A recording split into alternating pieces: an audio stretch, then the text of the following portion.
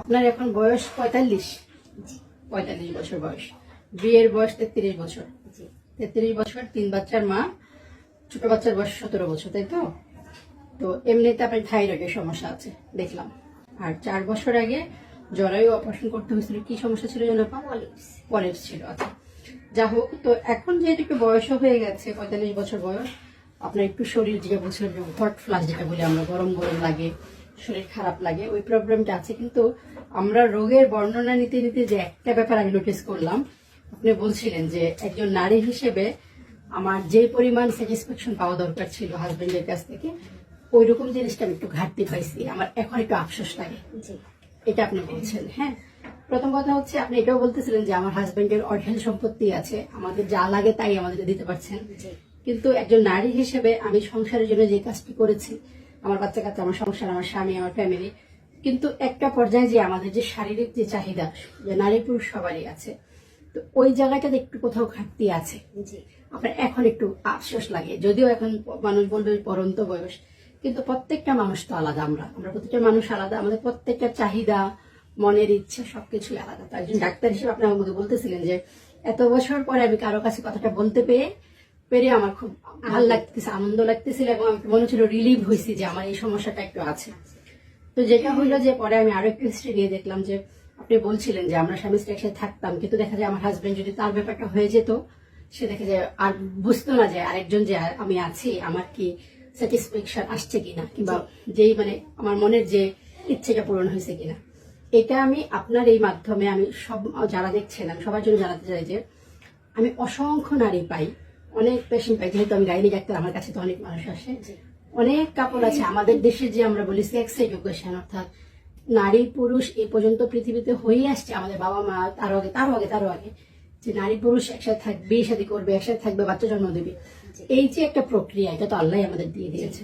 কিন্তু কখনোই কেউ এটা নিয়ে কথা বলে না যে কিভাবে থাকলে, কিংবা কতটুকু কি হলে, কিংবা কিভাবে আগালে একজন দুজনই স্যাটিসফাইড একটা জীবনযাপন করতে পারবে।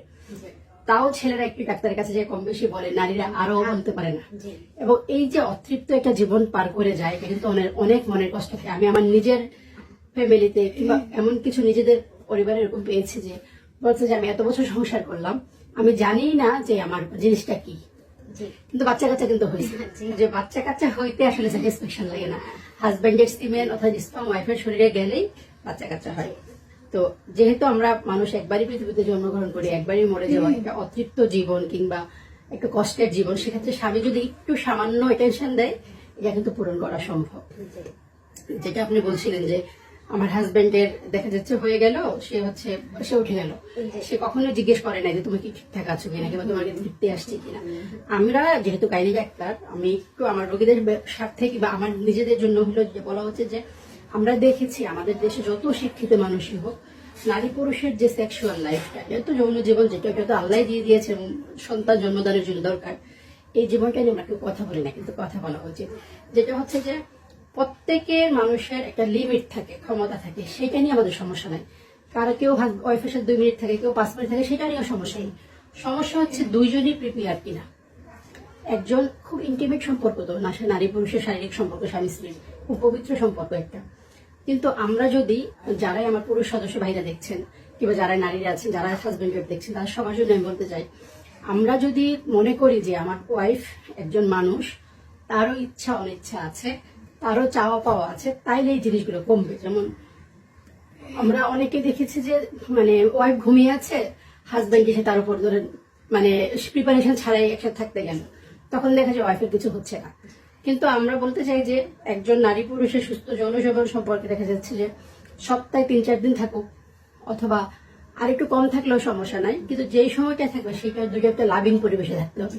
ওয়াইফ এবং হাজবেন্ডের দুজনের সম্মতি থাকতে হবে, দুইজনে একটা পর্যাপ্ত, আমরা বলি আগে থেকে একটু আদর যত্ন করা, একজন বসে যার পছন্দ মতো কথা বলা, একজন আদর করা। তারপরে হ্যাঁ, না ব্যস্ততার ভিতরে না, হ্যাঁ সেটা বলতেছিলাম, একটু সুন্দর পরিবেশে এই সময়টা স্কুল কোয়াইট সবাই নিজেদের পছন্দ মতো একটা সময় একসাথে থাকবেন, একজন আদর করবেন, এবং যখন একজন একজনকে বলবে হ্যাঁ অ্যালাউ করবেন, ঠিক আছে আমরা এখন আরো আগাতে পারি, তখন যদি আপনারা পেনিট্রেশন করেন কিংবা ফাইনাল ইন্টারকোর্সে যান, তাহলে হয় কি দুইজনের পর্যাপ্ত একটা সময় হবে এবং দুজনে মানে মনে হবে না যে আমার ইনকমপ্লিট রয়ে গেছে। না হলে আপনি একজন 45 বছরের একজন নারী যার জলবায়ু অপারেশন হয়ে গেছে, যার বাচ্চা কাচ্চা হয়ে গেছে, কিন্তু তার যে মনের মধ্যে যে আক্ষেপ যে আমি একটা লাইফ পার করে গেলাম, আমার স্বামীর টাকা পয়সার সমস্যা নেই, আমার সাথে সম্পর্কের সমস্যা